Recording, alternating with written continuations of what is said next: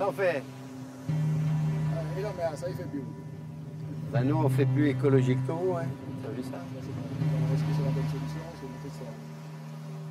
On verra ça, hein, mois de novembre.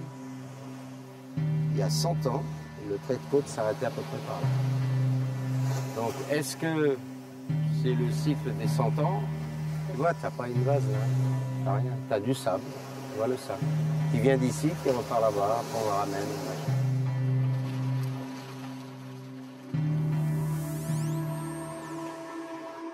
Nous sommes en Guyane française, à 500 km de l'embouchure du fleuve Amazone. Ce sont les alluvions de ce grand fleuve qui baignent le littoral guyanais. Une caractéristique qui en fait le littoral le plus mouvant au monde. Depuis 2001, sur la plage de Remire-Montjoly, l'océan n'en finit pas de monter. Les habitants vivent désormais les pieds dans l'eau, dans la crainte de voir leur maison emportée par les flots.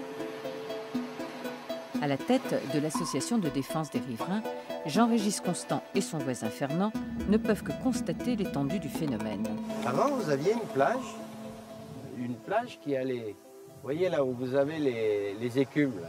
Et en l'espace de, on va dire, 3 ans gravissime, c'est là. La plage de Remire-Montjoly, c'était vraiment la côte d'Azur de la Guyane. Hein. Aujourd'hui, on ne peut plus dire que c'est la côte d'Azur de la Guyane, on ne peut plus dire que c'est la côte du Bangladesh, dans la mesure où on est obligé de se protéger de cette érosion qui nous arrive. C'est la catastrophe. Vraiment, je vous dis, moi, ils ne veulent pas dire ça, les anciens, mais moi, j'ai une chambre qui donne sur la mer. Quand les vagues font un peu de bruit, je ne dors plus. Parce que j'ai l'impression que le même phénomène est en train de recommencer.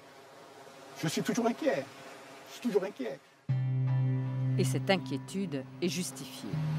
En février 2007, une maison a été emportée par l'océan.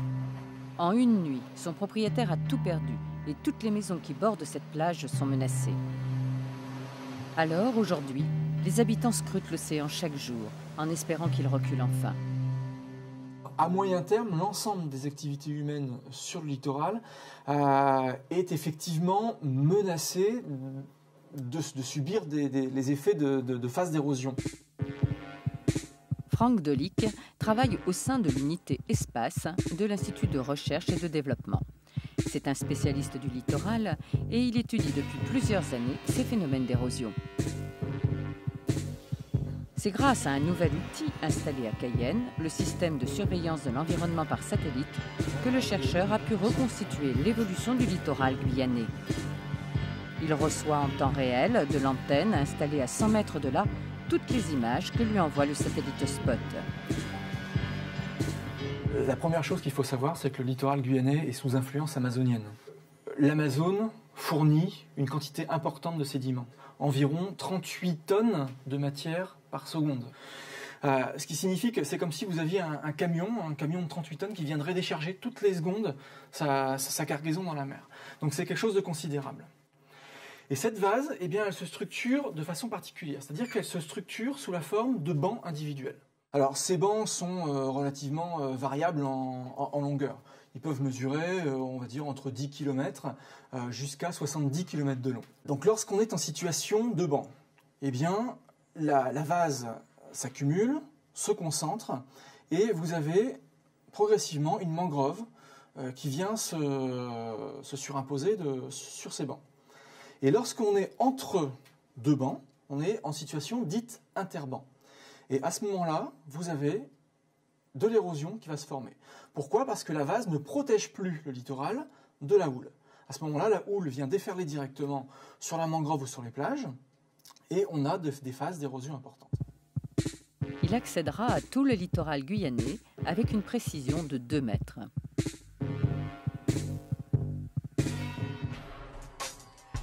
Cette succession de phases d'érosion n'est pas un phénomène nouveau. Tous les chercheurs savaient que le littoral guyanais était mouvant. Mais depuis 2001, l'océan a changé. Il frappe fort, trop fort pour les riverains de la plage. Il y a 5 ans, la plage était à 200 mètres de cette piscine. Anne Favre, la propriétaire, a vu les eaux tout emporter. Donc là, vous voyez, notre terrain normalement se prolonge de plus de 5 mètres. Le mur se prolongeait avec une porte d'accès sur la plage, puisque la plage faisait environ 100 mètres quand on a acheté. La mer s'est progressivement rapprochée, et puis une première fois a commencé à attaquer la propriété par ce côté-là, et donc tout s'est effondré malgré les protections qu'on mettait en place. Et puis sur une tempête, sur Côte de Houte, une tempête qui a eu lieu, c'est passé par ce côté-là et ça est cassé, emmené en une marée une dizaine de mètres progressivement, et c'est venu jusqu'au pied du deck là. Les vagues dépassaient la hauteur du mur. En quelques années seulement, les riverains ont perdu des hectares de terrain. Sur une carte qui date de l'époque où elle a acheté, Anne Favre ne peut que constater l'étendue des dégâts. Vous voyez là, c'est une photo satellite aérienne de la baie, là, sur le tronçon qui nous concerne. Là, c'est notre maison. Donc on a acheté, vous voyez bien que là, il y a notre propriété avec les 10 mètres de terrain devant et la taille de la plage devant. Et donc sur ces quelques dernières années, toute cette plage a été avancée et maintenant la mer arrive à la hauteur, à la moitié de la maison, de l'habitation. Et puis devant, à même pas 5 mètres, jusque chez le voisin, puisque nous avons été obligés d'enrocher pour protéger le bâtiment, sinon la mer aurait emporté notre maison qui ne serait plus debout aujourd'hui. Face au danger, les habitants ont fait ce qu'ils ont pu. Pour protéger leurs biens des assauts de l'océan, ils ont dépensé chacun entre 30 et 80 000 €. Et si ni la commune ni l'État ne leur est venu en aide, c'est parce que l'érosion marine n'est pas considérée comme une catastrophe naturelle. Dans le droit français, depuis 1850, vivre au bord de l'océan est au risque et péril des propriétaires. L'ensemble du littoral est une zone à risque et vraisemblablement nous allons lancer à nouveau, à la suite des études qui sont faites sur l'érosion actuelle, sans doute la révision des plans de prévention des risques contre l'érosion marine pour étendre la zone et éviter que des gens ne viennent acheter en toute bonne foi un terrain qui peut-être dans 10 ans sera lui aussi plus ou moins attaqué par l'érosion marine. À la tête de la direction régionale de l'environnement, Jean Leduc doit veiller au bon respect de la réglementation. Et sur la plage de Montjoly, elle n'a pas été vraiment appliquée. Il fut un temps où il était permis de construire. Aujourd'hui, cette époque est révolue. Impossible donc d'édifier maison ou protection. Et clairement, personne ne peut y construire. Donc ça veut dire que la jurisprudence qui s'est bâtie derrière interdit en réalité de construire des protections pérennes. Il est accepté que ces protections puissent durer un temps, mais un temps limité. Et dès que le danger est passé, les constructions doivent disparaître. Mais les habitants n'ont pas seulement perdu ce que la mer a mangé.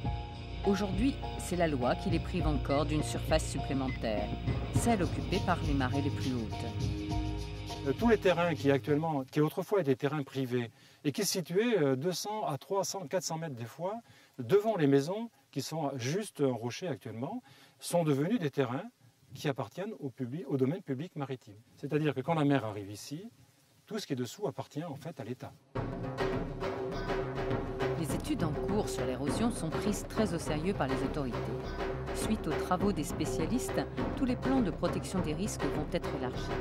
Le but est de geler toute construction sur un rivage où la montée des eaux est de plus en plus agressive. Cette nouvelle génération de plans de prévention des risques permettra d'empêcher l'extension des zones urbaines le long du rivage. Mais pour les riverains victimes de la montée des eaux, ces mesures ne sont pas suffisantes. Ils ne comprennent pas pourquoi aucune aide ne leur est accordée. Car pour eux, si l'océan monte désormais si loin, c'est parce que leur plage a été pillée pendant des années. Pendant des années, la mairie et la préfecture ont autorisé le prélèvement de sable sur la plage de Remire-Montjoly. Cette parcelle de plage que vous voyez en face de vous, on appelait à l'époque les salines de Montjoly. Car nos anciens étaient persuadés que la plage se renouvelait indéfiniment. Toutes les maisons qui ont plus de 20 ans, non, de 15 ans, je veux dire, toutes les maisons qui ont plus de 15 ans ont été construites avec le sable de plage. À l'arrière de la plage, les maisons sont construites sous le niveau de la mer. Pour l'instant, le quartier n'a pas été menacé, mais le danger existe. Alors, pour mieux comprendre ce phénomène au niveau local, la mairie a commandé une expertise. Édouard Roussel est expert à Créocéan, un cabinet d'études privé qui travaille en collaboration avec le Bureau de recherche géologique et minière. Son rapport doit permettre aux élus d'anticiper les risques. Alors je fais des photos pour regarder des traces des événements qui se sont produits un petit peu, pour avoir une trace donnée à un jour, pour voir ce qui se passe aujourd'hui, pour pouvoir comparer avec un jour ultérieur, parce qu'étant donné qu'on se balade relativement souvent sur la plage, ça vous permet d'avoir des éléments de comparaison entre deux périodes distinctes ou après un événement exceptionnel comme ce qui s'est passé là. Il y avait une maison qui était là et puis elle s'est écroulée d'un coup, c'était l'année dernière, là, période d'hiver, et plus de maison. Il y a eu du sable qui est rentré jusque dans l'intérieur, jusqu'au niveau des murs là-bas. On voit encore les traces d'érosion, là, les falaises qui se sont formées. On voit des bouts du soubassement de la maison ici, et on voit bien la falaise d'érosion qui s'est produite ici, là. On peut la suivre tout du long. Quand on a une forte érosion, on a une instabilité qui se produit avec des pentes qui sont très raides, et on voit que la plage n'est pas du tout en équilibre, parce que normalement une plage en équilibre, c'est une pente relativement douce. Donc ça veut dire que le haut, ici, ça va reculer. Ça devrait reculer jusqu'à peu près par là, pour qu'on ait une pente qui s'adoucisse et pour qu'on retrouve un certain état d'équilibre.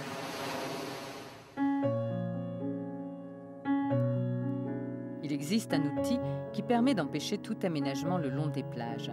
C'est l'achat de terrain par le Conservatoire du littoral. À quelques pas du quartier menacé par l'océan, c'est ce que Jean Le Duc nous fait découvrir. Un coin de nature sauvage devenu le paradis des oiseaux migrateurs. Cet ensemble a été racheté par le Conservatoire des espaces du littoral, qui a vocation à protéger en France plus de 30% des côtes, et donc ensuite de pouvoir le garder dans un état naturel, le donner en gestion soit des communes, soit des associations, pour valoriser en termes d'éducation de l'environnement essentiellement, et en même temps aussi d'empêcher sa construction, parce que tout terrain qui appartient au conservatoire est incessible et non constructible. Donc là, clairement, nous sommes entre la mer, entre des collines, et en aucun moment ce lieu ne pourra, je dirais, évoluer vers une urbanisation. Donc il restera tel qu'il est, et en même temps aussi permet de protéger de façon tout à fait naturelle les habitations qui sont derrière par sa conservation naturelle. Donc c'est à la fois un lieu de protection de la nature, clairement, d'éducation à l'environnement, mais en même temps aussi qui rentre dans une stratégie de gestion du littoral.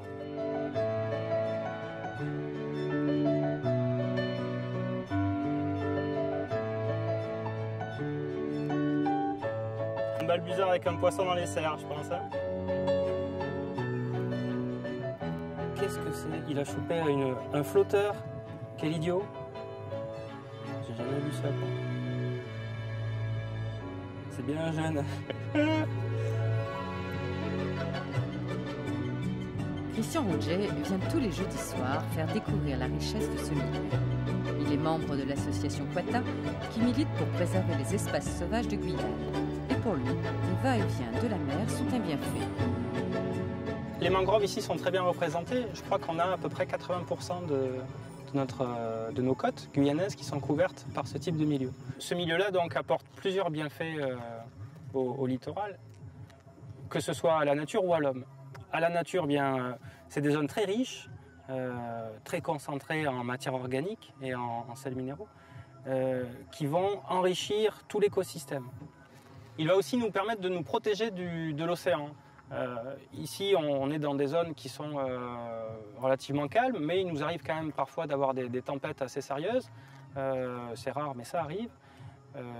Ce jour-là, la mangrove nous protège ou nous protégera des vagues, de la houle qui viendra déferler sur la côte. Étant donné que l'évolution du littoral en Guyane est cyclique, on va trouver automatiquement des phases d'avancée de la Terre sur la mer et des phases de recul de la Terre par rapport à la mer.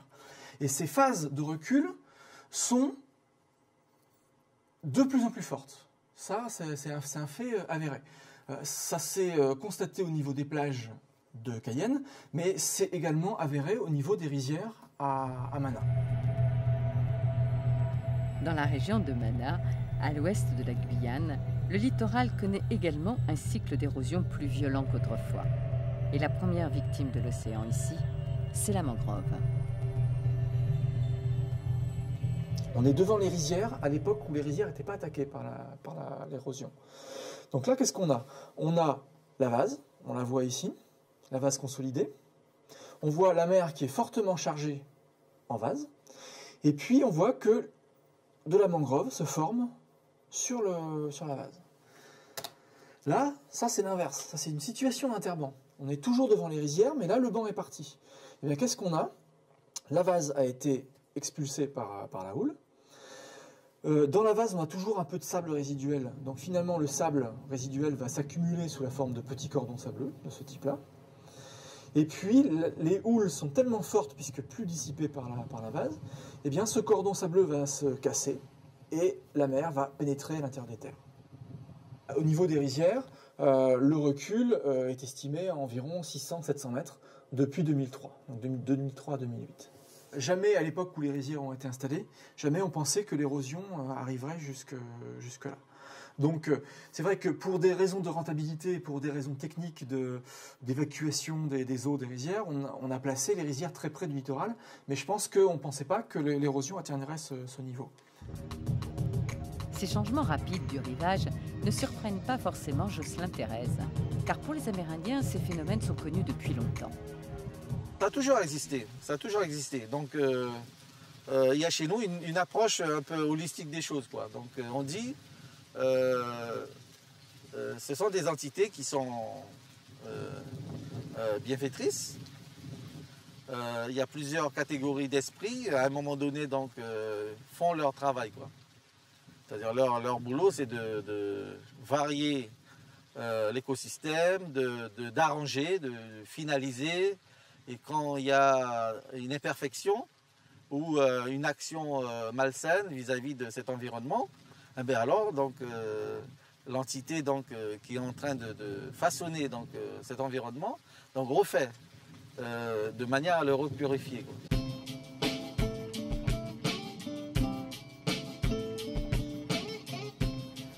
Ça, les absorbants. Je pense que c'est la violence des vagues. Hein. Enfin, il n'y a plus de stabilité, quoi, dans le sol, quoi. Donc l'arbre est complètement desséché. Et là, on voit bien là où il y a le choc. Le choc de la houle, là, ça a bien entamé la végétation. Et là où il y a moins de choc, mais il reste encore de la végétation verte, quoi. Ça, c'est vraiment flagrant, quoi. Jocelyn Thérèse est un Amérindien Kalina, une ethnie qui vit le long du littoral à quelques pas du fleuve Maroni. Il est membre de la chefferie coutumière locale et président de l'association Kalalassi, une association de défense de l'environnement. Depuis quelques années, il constate lui aussi un recul rapide de la côte. Originellement, avant la venue du sable comme ça, parce que le sable étouffe un peu ces plantes-là, c'est comme ça. Le sous-bois et de la mangrove, elle est comme ça. Bien, là, il y a les poissons qui se reproduisent. Là, on voit bien, il y a plein de larves. Il y a les crabes. Donc, les crabes, ils aèrent le sol de la mangrove, bien sûr. Là, donc, c'est un écosystème complet où tout le monde a... C'est une planète à part, quoi. Le banc de vase sur lequel cette mangrove a poussé s'est déplacé vers l'ouest, suivant son cours naturel le long de la côte. Résultat, cette zone subit de plein fouet la houle venue du large. Une houle plus violente qu'autrefois. Et en peu de temps, cette mangrove protectrice a entièrement disparu.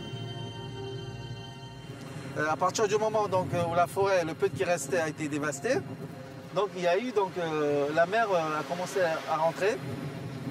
Et là, comme vous le voyez, ce phénomène-là, dès que le support vaseux très dur reste, la houle se suit et carrément déstructure l'ensemble. C'est ce qui s'est passé. Ils ont fait des tentatives justement de mettre des barrières en bois et tout ça, mais ça n'a pas tenu.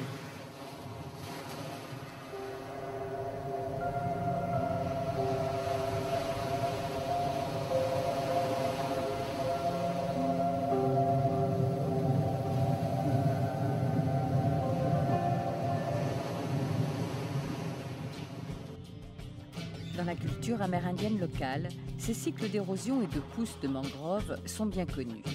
Le banc de vase qui protégeait autrefois les rizières s'est déplacé devant Awala, le village de Jocelyn Thérèse.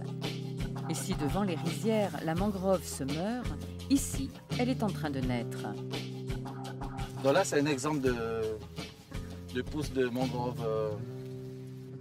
Ça a un enracinement très solide. Un petit arbuste comme ça, c'est vraiment, il faut... Ça sort plus, quoi. C'est vraiment ancré. Les racines vont vraiment profondément. Ça amène des espèces de poissons comme le parasit, la coupa, etc. Et en face, donc, ça s'est constitué nouvellement, donc c'est barrière de mangrove. Donc ça offre une barrière au houle, quoi, au violon, quoi. Donc ça n'atteint pas les villages. Les Indiens ont toujours vécu avec ces aléas naturels. C'est pour cela que Kalina et Galibi avaient adopté un mode de vie semi-nomade pour s'adapter aux caprices de la nature. Au temps de forte houle, certaines des habitations étaient affectées, effectivement, qui étaient trop près de la côte. Donc c'est pour ça que des familles se sont déplacées, quoi. Mais à l'époque, les carbets, c'est des carbets traditionnels. Donc la matière première, donc ce que la riziculture a dévasté, en fait, les feuilles de palmier étaient encore en abondance. Donc on pouvait faire un carbet en collectivité avec tout le monde. En l'espace d'une semaine, on avait un nouveau carbet, quoi, avec bien aménagé et tout, quoi. La nature donne un peu et donne pas tout non plus. Donc c'est à nous de savoir, de nous adapter, quoi. Mais depuis la fin des années 60, la sédentarisation des Amérindiens est en cours. Résultat, cette adaptation aux caprices du littoral n'est plus possible. Or, depuis peu, entre le village et la haute mer, un cordon de sable s'est créé. Désormais, pour aller pêcher, il est impossible de partir directement du village. Les pêcheurs doivent se rendre à plusieurs kilomètres de là pour prendre la mer. Alors qu'autrefois, ils suivaient les cycles de vie du littoral. Aujourd'hui, ils en sont tributaires.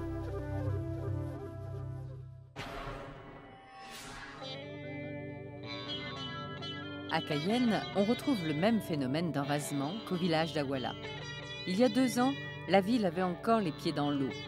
Aujourd'hui, elle est entourée d'un large banc de vases sur lequel une jeune mangrove est en train de pousser, au grand désespoir des petits pêcheurs locaux.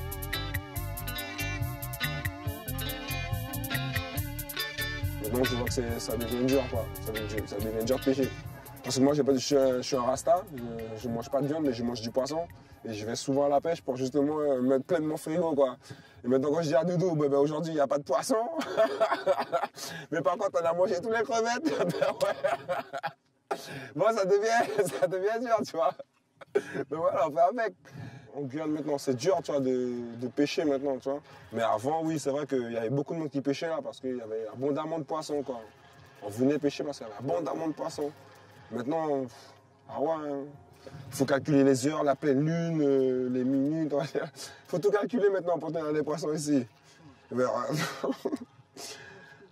je sais pas, franchement, je sais pas. Franchement, je venais là, on va dire, tout le temps pêcher, même si c'était à 3h, 2h, 1h du matin, tu vois.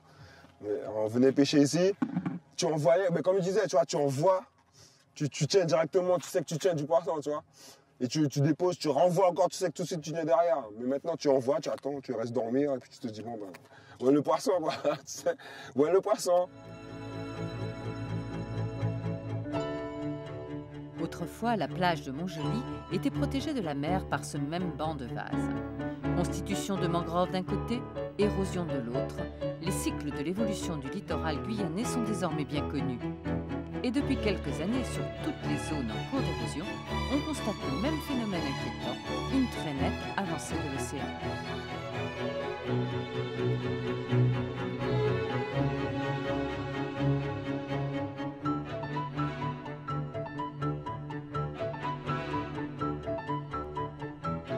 Alors on a en Guyane pas forcément suffisamment de recul pour pouvoir bien affirmer ces choses-là, puisque finalement on travaille que sur une 50aine d'années de données, ce qui est court, mais il semblerait que ces phases de recul très contemporaines soient à relier avec une augmentation de plus en plus forte de l'importance des houles. Alors pourquoi on a des phases de houle plus fortes? Certainement que cette situation sera reliée à un moment donné avec le réchauffement climatique, bien qu'à l'heure actuelle, rien ne permet de l'affirmer à 100%.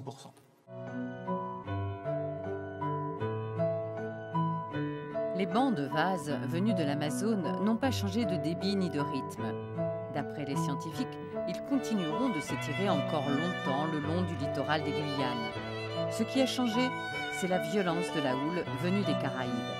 Entre chaque banc de vase, elle frappe les côtes de plus en plus fort. Or, la majorité de la population guyanaise vit sur le littoral. L'enjeu est donc d'importance. Ce département se retrouve face à un défi majeur, réussir le pari de son développement et se protéger au mieux